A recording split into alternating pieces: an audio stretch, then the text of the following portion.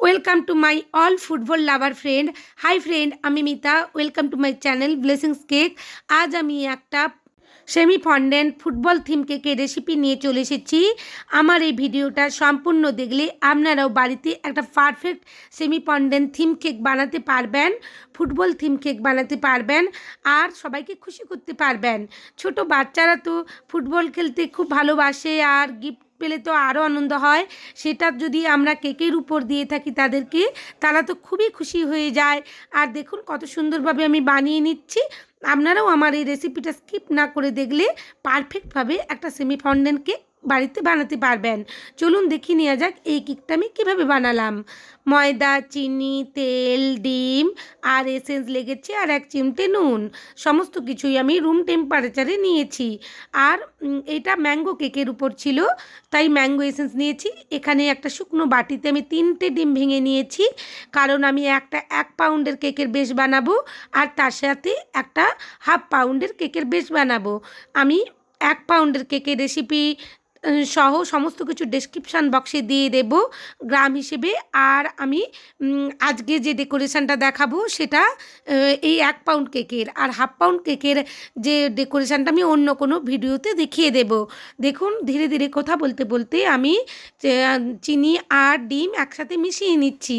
একটা electric bitter অবশ্যই ব্যবহার করতে হবে। ইলেকট্রিক বিটার ছাড়া কখনোই একটা পারফেক্ট স্পঞ্জি কেক বানানো সম্ভব নয়। ধীরে ধীরে চিনির সাথে ডিমটা মিশিয়ে নিতে হবে, একটা ফোমি আকার হয়ে যাবে।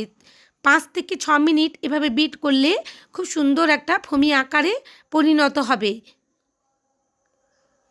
একই রোতে ঘোরাতে হবে। দেখুন আমার ফোমটা রেডি হয়ে গেছে। এরপর সমস্ত তেলটা দিয়ে দিলাম আর এসেন্সও দিয়ে দেব। এসেন্স আর তেল দেওয়ার পর বেশিক্ষণ বিট করব না, 3 থেকে 4 সেকেন্ড বিট করব। তারপর বিটারের কাঁটা খুলে নিয়েছি। এরপর শুকনো উপকরণগুলো ধীরে ধীরে মিশিয়ে নেব।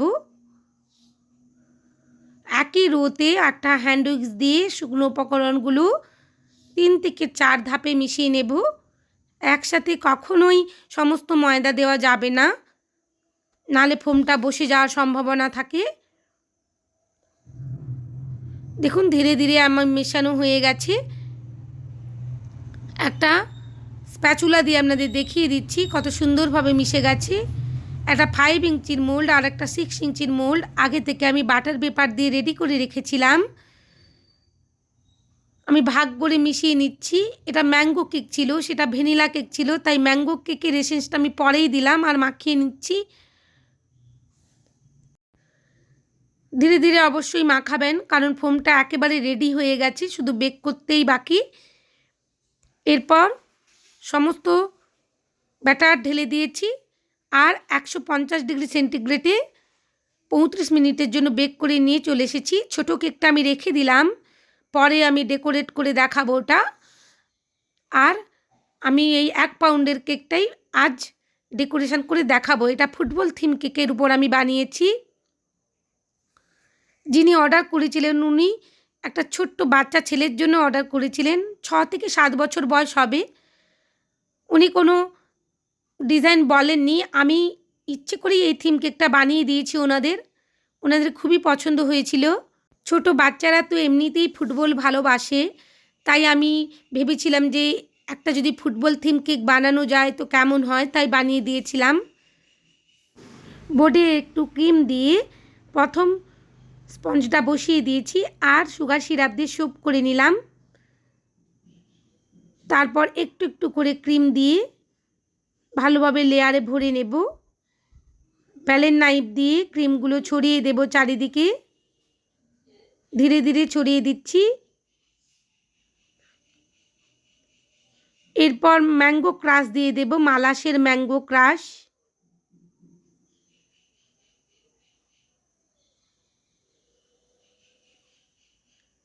ম্যাঙ্গো ক্রাশের মধ্যে একটু ছোটো ছোটো দানাও আছে, তো আমি একটু বেশি করেই দিয়ে দিলাম। দ্বিতীয় লেয়ারটাও বসিয়ে দিয়েছি। একই রকমভাবে সুগার সিরাপ দিয়ে সোপ করে নেব। কেকের স্পঞ্জটা খুবই নরম হয়েছে। এইভাবে কেক বানালে কেকটা খেতে খুবই ভালো লাগে। অবশ্যই সুগার সিরাপ দিয়ে সোপ করে নেবেন। ধীরে ধীরে আমি দ্বিতীয় লেয়ারটাও করে নিচ্ছি। ক্রিম দিয়ে দিলাম একটু বেশি করে, তারপর প্যালেট নাইফ দিয়ে চারিদিকে ছড়িয়ে দিচ্ছি, দিয়ে একেবারে ক্রাম কোটিং করে নিচ্ছি। এই কাজগুলো খুবই ধীরে ধীরে করতে হবে। আবার ম্যাঙ্গো ক্রাশ দিয়ে দিলাম, দিয়ে চারিদিকে একটা প্যালেট নাইফ দিয়ে ছড়িয়ে দিলাম। আর সাইড দিকে যেখানে ক্রিম লাগবে মনে হচ্ছিল দিয়ে দিলাম। এরপর উপরের যে অংশটা তৃতীয় স্পঞ্জটাও বসিয়ে দিলাম আর সুগার সিরাপ দিয়ে সোপ করে নিলাম। একই রকমভাবে ক্রিম দিয়ে আমি প্রথমে ক্রাম কোটিং করে রেখে দেব ফ্রিজের মধ্যে।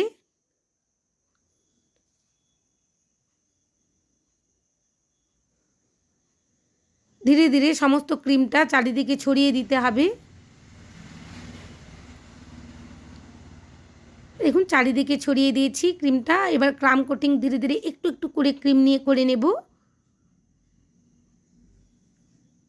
এইভাবে ক্রাম কোটিং করে ফ্রিজের মধ্যে রাখলে কেকটা কম ক্রিমের মধ্যে ফিনিশিং করার সময় কম ক্রিম লাগবে আর খুব দ্রুত ফিনিশিং হয়ে যাবে।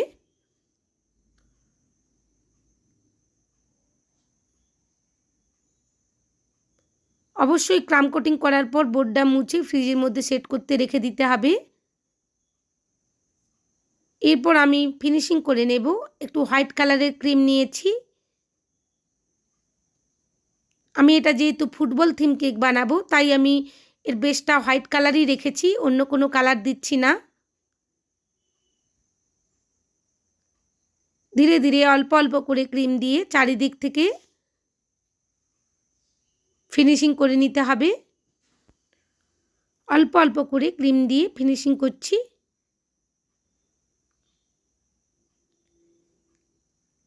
এই পর্যায়টা আমি দেখিয়ে দিলাম কারণ যারা বিগিনার কেক বানাচ্ছেন তারা দেখে অবশ্যই সুন্দরভাবে একটা কেক ফিনিশিং করে থিম কেকের যে আইটেমগুলো থাকে ফন্ডেন্টের সেটা দিয়ে ডেকোরেশন করতে পারবেন খুব সহজেই।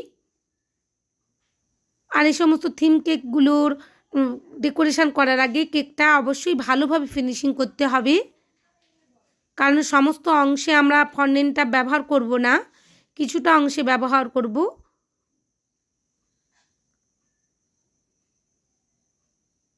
খুব সুন্দরভাবে আমি ফিনিশিং করে নিয়েছি।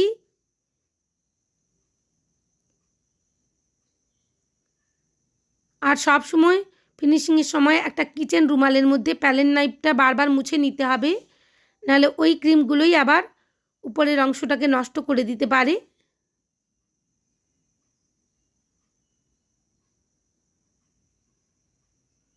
এর উপর আমি বোর্ডটা মুছে ফ্রিজের মধ্যে রেখে দেব আর ফন্ডেন্টের কাজটা দেখিয়ে দেব।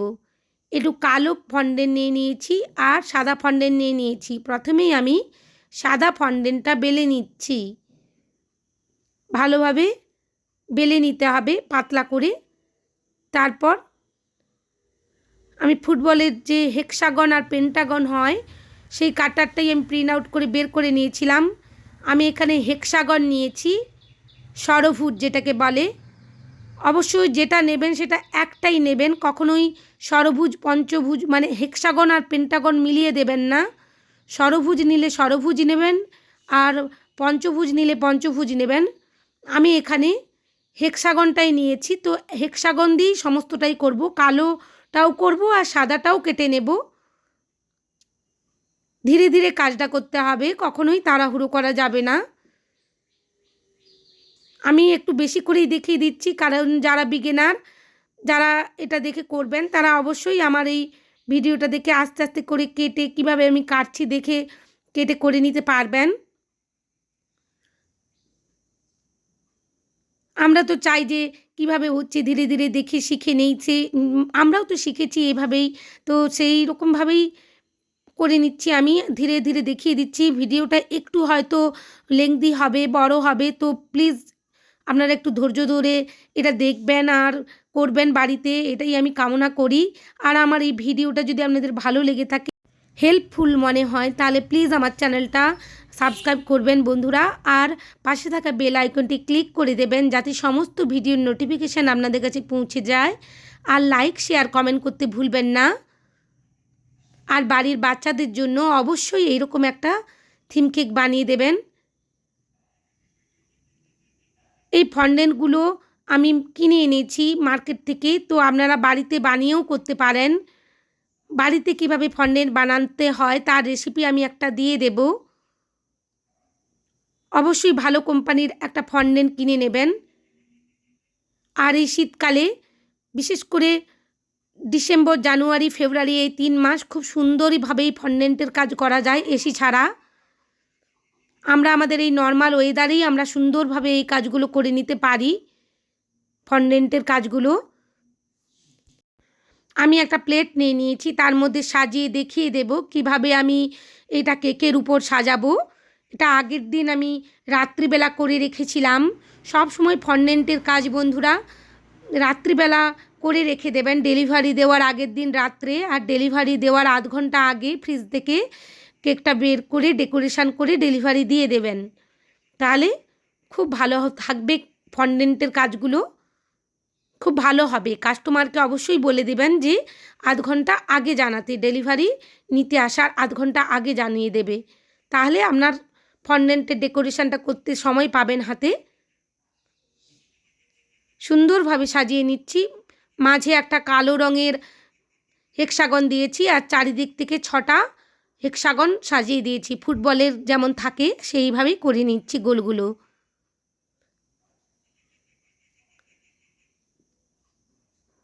কত সুন্দর লাগছে দেখতে। আমি ওগুলো কেটে নেব নিচেরগুলো, যাতে আমি নিচ থেকে অর্ধেক থেকে সাজাতে পারি, সেটাও আমি আপনাদের দেখিয়ে দিচ্ছি। এরপর আমি ফুটবল বানানোটা দেখিয়ে দেব। মাঝখানে যে আমি একটা ফুটবল বসিয়েছি, ছোট্ট একটুখানি একটা ফন্ডেন্ট নিয়ে নিয়েছি। এবার ছোট ছোট করে কালো আর সাদা ফন্ডেন্ট বানিয়ে নিয়েছি। ধীরে ধীরে ওই বড় ফন্ডেন্টটার মধ্যে কালো আর সাদাগুলো, মাঝে একটা কালো দেব, তারপর 6টা করে সাদা দেব। চারিদিক থেকে 6টা করে সাদা দিতে থাকবো। এইভাবেই পুরো ওই ছোট গোলটা ভরে নেব। আমি বুঝাতে পারছি কিনা জানি না, তবে আমার যতটা সম্ভব আমি বলছি যেভাবে আমি করেছি। এখানে মাঝে একটা কালো দেব প্রথমেই, তারপর চারিদিক থেকে 6টা করে সাদা দিয়ে ভরিয়ে যাব। এইভাবে করলেই বন্ধুরা অনায়াসেই একটা ফুটবল বানানো সম্ভব। আমি এই ফুটবলগুলো রাত্রে করেছিলাম, তো আমার ছেলে ঘুম থেকে উঠে বলছে, মা তুমি কিভাবে বানালে, আমাকে একবার বানিয়ে দেখাবে। ওর খুব পছন্দ হয়েছিল। দেখুন মাঝে একটা কালো আর চারিদিক থেকে 6টা করে সাদা দেব, দিয়ে ভালোভাবে একটা ফুটবল তৈরি হয়ে গেল। আপনারাও বাড়িতে এভাবে চেষ্টা করবেন, নিশ্চয়ই পারবেন। এগুলো খুবই ধৈর্যের কাজ, ধৈর্য ধরে করতে হয়, কিন্তু রেজাল্ট যখন ভালো আসে না তখন খুবই খুশি হয় বন্ধুরা। দেখুন আমার একটা খুব সুন্দরভাবে ফুটবল রেডি হয়ে গেল। এবার আমি এটা কেকের মাঝে বসিয়ে দেব। কত সুন্দর লাগছে দেখতে।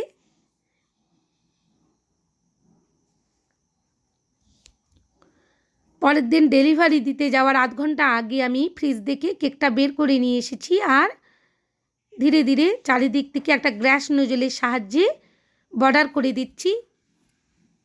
আমি এখানে একটা ছোট্ট ভুল করেছি, কারণ আমি যদি আগে বসিয়ে দিতাম ফন্ডেন্টের ডেকোরেশনটা, তারপর গ্যাস নোজেলটা দিতাম, তাহলে আমার অসুবিধেটা কম হতো। আমার এখানে ফন্ডেন্টটা বসাতে গিয়ে একটু অসুবিধে হচ্ছিল, কারণ আমি ডিজাইনটা চারিদিক থেকে করে নিয়েছিলাম। তাই আপনারা সবসময় ফন্ডেন্টের ডেকোরেশনটা করার পরেই ডিজাইনগুলো করবেন। ধীরে ধীরে আমি বসিয়ে দিচ্ছি। খুবই ধীরে ধীরে ধৈর্য রেখে এই কাজগুলো করতে হবে।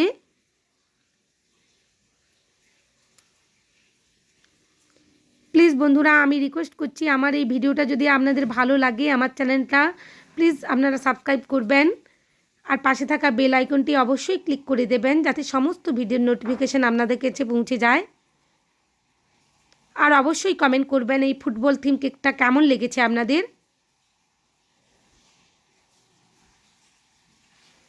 আমার ফুটবল থিম কেক রেডি হয়ে গেছে। এরপর আমি ডেলিভারি দিয়ে দেব। ওনাদের সত্যিই খুবই পছন্দ হয়েছিল। দেখুন মাঝে যে ফুটবলটা রেডি করে রেখেছিলাম সেটাও বসিয়ে দিলাম। থ্যাংক ইউ বন্ধুরা আমার ভিডিওটা দেখার জন্য।